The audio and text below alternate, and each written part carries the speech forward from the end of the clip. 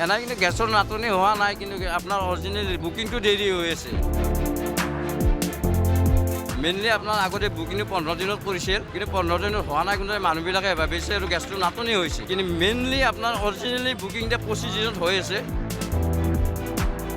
ব্লেকত আপোনালোকে চিলিণ্ডাৰ নিকিনিব। আপোনালোকৰ অসুবিধা হৈছে আমাৰ এজেঞ্চিত আহক, আমি আপোনালোকক চলুচন এটা দিম নহয়। আজিৰে পৰা বুকিং আৰম্ভ হৈছে। আজিৰে পৰা ধৰক প্ৰত্যেকৰে নহয়, ধৰক কাৰোবাৰ 25 দিন হৈছে, তেওঁ আজি বুকিং কৰিব পাৰিছে। কিছুমানৰ ধৰক 19 তাৰিখৰ পৰা বুকিং হ'ব, কাৰোবাৰ ধৰক 20 তাৰিখ হ'ব, কাৰোবাৰ 25 তাৰিখ হ'ব, তেনেকুৱা হৈ আছে। আপুনি জেনেৰেলি বুকিং কৰক, জেনেৰেলি ৰিচিভ হৈ লওক, আমি গেছ দি দিম আৰু। চিলিণ্ডাৰ গেছৰ যি নাটনিক লৈ আচলতে সমস্যাত পৰিছিল আৰু বহুতেই উৰা বাতৰিসমূহ ওলাই আছে এই মুহূৰ্তত, যিহেতু বিভিন্ন মাধ্যম যোগে প্ৰচাৰ কৰা হৈছে উৰা বাতৰিসমূহ, আৰু যিসমূহ অসাধু ব্যৱসায়ী আছে সেই অসাধু ব্যৱসায়ীসকলে চিলিণ্ডাৰ গেছৰ 962 টকাৰ পৰিৱৰ্তে 2000-3000 লোৱাৰ অভিযোগ উত্থাপন হৈছে। মই গণেশগুৰিৰ গেছ এজেঞ্চি এটাত উপস্থিত আছোঁ আৰু বুকিং ইতিমধ্যে যাৰ সময় হৈছে তেওঁলোকে বুকিং আজিৰ দিনটোত কৰিবলৈ সক্ষম হৈছে। আৰু যিহেতু মোবাইলৰ ছাৰ্ভাৰ ডাউন হৈ আছিলে, সেই ছাৰ্ভাৰ ডাউন হোৱাৰ বাবে কিছুসংখ্যক লোকৰ কিছুসংখ্যক কাষ্টমাৰৰ বুকিং হোৱা নাছিল আৰু ইয়াত মেনুৱেলি বুকিং কৰি থকা হৈছে। মই তেওঁলোকৰ এটা বিষয়ববীয়াৰ সৈতে কথা পাতিবলৈ চেষ্টা কৰিম। আপোনাক স্বাগতম জনাইছোঁ। যিহেতু চিলিণ্ডাৰ নাটনিক লৈ বহুতে প্ৰশ্ন উঠাইছে বা চিলিণ্ডাৰ কমি গৈছে বুলি কৈছে, বুকিং হোৱা নাই, কেনেধৰণৰ অসুবিধাত পৰিছে কাষ্টমাৰসকল? কাষ্টমাৰসকলে অসুবিধাত পৰিছে, কিন্তু এই যিটো বুকিং হোৱা নাই বা চিলিণ্ডাৰ নাটনি হ'বলৈ গৈছে, এইটো একচুৱেলি তেনেকুৱা এতিয়ালৈকে হোৱা নাই। চিলিণ্ডাৰৰ ক্ৰাইচিছ হোৱা নাই, চিলিণ্ডাৰ ধুনীয়া চলি আছে। হয়তো কিবা এটা অসুবিধাৰ কাৰণে আমি দুদিন গাড়ী পোৱা নাই কাৰণে মানুহখিনি অলপ ক্ষোভত আছে যে চিলিণ্ডাৰবিলাক বুকিং কৰি টাইমত পোৱা নাই।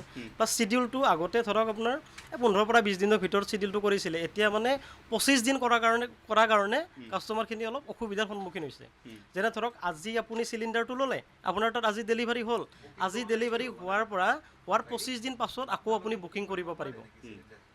আগতে অলপ কম আছিলে, দিনটো সময়সীমাটো কম দিন দিছিলে, এতিয়া 25 দিন কৰাৰ কাৰণে কাষ্টমাৰখিনি অলপ অসুবিধাত পৰিছে। প্ৰব্লেম সেইটোৱে, বাকী বেলেগ একো অসুবিধা দেখা নাই। আজিৰে পৰা বুকিং আৰম্ভ হৈছে। আজিৰে পৰা ধৰক প্ৰত্যেকৰে নহয়, ধৰক কাৰোবাৰ 25 দিন হৈছে, তেওঁ আজি বুকিং কৰিব পাৰিছে। আৰু কাৰোবাৰ 25 দিন হোৱা নাই, এনেকুৱা ডেট আমাৰ ছিষ্টেমত আহি যায়, অলৰেডি আমাৰ ছিষ্টেমত দেখাই দিয়ে। কিছুমানৰ ধৰক 19 তাৰিখৰ পৰা বুকিং হ'ব, কাৰোবাৰ ধৰক 20 তাৰিখ হ'ব, কাৰোবাৰ 25 তাৰিখ হ'ব, তেনেকুৱা হৈ আছে। মানে সমস্যাত নপৰে গ্ৰাহকসকলে? সমস্যাত নপৰে, কিন্তু এতিয়া এটা কি হৈছে, বহুত কনজিউমাৰে EKYC দিয়া নাই। মেইনলি আমি আপোনালোকৰ চেনেলৰ জৰিয়তে মই প্ৰতিটো মানে আমাৰ কনজিউমাৰকে অনুৰোধ কৰিম যে EKYCৰ কাৰণে প্ৰত্যেকে আমাৰ অফিচত আধাৰ কাৰ্ডখন লৈ আহক, আৰু যিখিনি বয়সস্থ মানুহ আছে বা শয্যাগত অৱস্থাত আছে সেইখিনিৰ কাৰণে আমি ডোৰ টু ডোৰ আমি গুচি যাম EKYCৰ কাৰণে। অসুবিধাত নপৰে কাষ্টমাৰ? অসুবিধাত নপৰে। নাটনি হোৱা নাই? নাটনি ঠিক তেনেকুৱা নাটনি হোৱা নাই। ছাৰ্ভাৰৰ কাৰণে অসুবিধাত প্ৰব্লেম এইটো, ছাৰ্ভাৰটো অলপ ডাউন আছে। ছাৰ্ভাৰটো ডাউন আছে কাৰণে মানুহ আজি ইমানখিনি গোট লাগিছে, নহ'লেতো একেবাৰে হৈয়ে যায়। আৰু ছাৰ্ভাৰটো অলপ ডাউন আছে। গেছসমূহ পাবলৈ পাই যাব, গেছৰ কোনো অসুবিধা নাই। বুকিং কৰাৰ পিছত কিমান দিন পিছত পাব? বুকিং কৰাৰ পাছত ধৰক আপুনি আজি বুকিং কৰিলে, বুকিং কৰাৰ লগে লগে আপোনাৰ তাত এটা DSC কোড যায়, disable authentication code. Disable authentication কোডটো দিয়াৰ মানে কোডটো যাবতো আপোনাৰ লগে লগে গেছটো পাই যাব। আৰু ইয়াতে এতিয়া চৰকাৰে এটা ভাল কাম কৰিছে, যিটো ব্লেক মাৰ্কেটিং টোটেলি বন্ধ কৰিছে।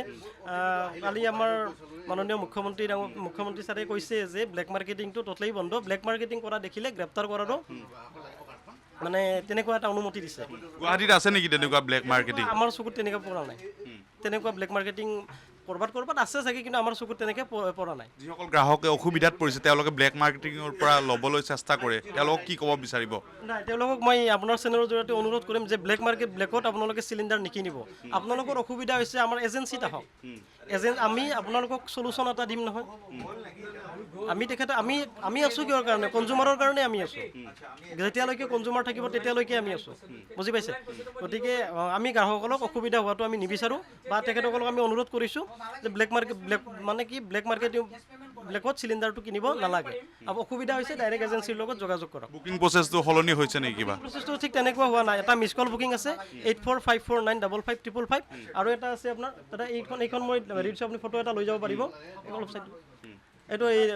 এইটো হোৱাটছআপ নম্বৰ আছে 7588888824 তাৰপিছত IBRS নম্বৰ আছে 7718955555 বুকিং প্ৰচেছটো ছেমে থাকিব ছেমে আছে কিন্তু চিডিউলটো যিটো পিৰিয়ডটো 25 ডেজ কৰিছে বেছি চিন্তা কৰিব নালাগে আৰু নালাগে একেবাৰে কোনোবাই যদি চিন্তাত আছে যে মই গেছ নাপাম খাব নাপাম কোনো যাতে চিন্তা কৰিব নালাগে গুৱাহাটীৰ গ্ৰাহকে পাব আৰু গেছ গ্ৰাহকে পাব হয়তো এদিন দেৰি হ'ব পাৰে বা দুদিন দেৰি হ'ব পাৰে তাতকৈ বেছি দিন দেৰি নহয় গুৱাহাটীত গেছৰ নাটনি হোৱা নাই আৰু যিসকলে নাটনি হোৱা বুলি উৰা বাতৰি ওলাইছে তেওঁলোকক দেখুৱাবলৈ চেষ্টা কৰিছোঁ এয়া গুৱাহাটীৰ হেঙেৰাবাৰীত উপস্থিত আছোঁ আৰু গেছ চিলিণ্ডাৰৰ এয়া বাহন এই গেছ চিলিণ্ডাৰসমূহ প্ৰতি ঘৰে ঘৰে দিবলৈ সাজু হৈছে আৰু এই মুহূৰ্তত দাদা আপোনাৰ ওচৰলৈ যাবলৈ বিচাৰিম আপুনি যিহেতু গেছ চিলিণ্ডাৰসমূহ লৈ গৈ আছে বহুতে নাটনি হোৱা বুলি কৈছে অকণমান ওচৰলৈ আহিবলৈ চেষ্টা কৰিছোঁ আপুনি দি আছে গেছসমূহ হয় এনে কিন্তু গেছৰ নাটনি হোৱা নাই কিন্তু আপোনাৰ অৰিজিনেল বুকিংটো আপোনাৰ গুৱাহাটীত আপোনাৰ এনেকুৱা হৈছে আপোনাৰ বুকিংটো দেৰি হৈ আছে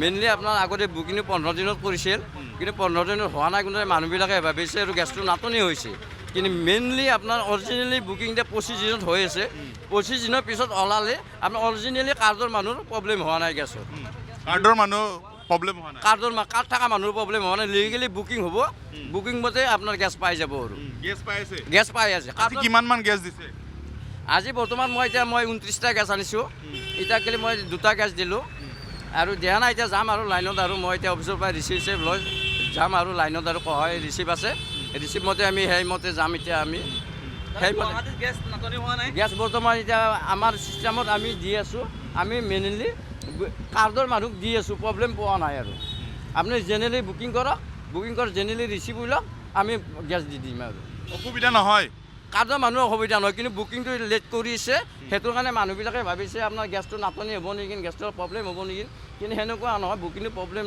দেৰি হোৱাৰ কাৰণে মানুহবিলাক অলপ ভয় কৰিছে আৰু বহুতে ব্লেকত বিকে আকৌ দামবিলাক বঢ়াই সেইটো নাজানো এতিয়া আমি গেছ আনিছোঁ আমি এজেঞ্চিৰ পৰা আনিছোঁ আমি এজেঞ্চিৰ পৰা এতিয়া আমি কাৰ্ডৰ কাৰণে আনিছোঁ আমি কাৰ্ডত দিবৰ কাৰণে আনিছোঁ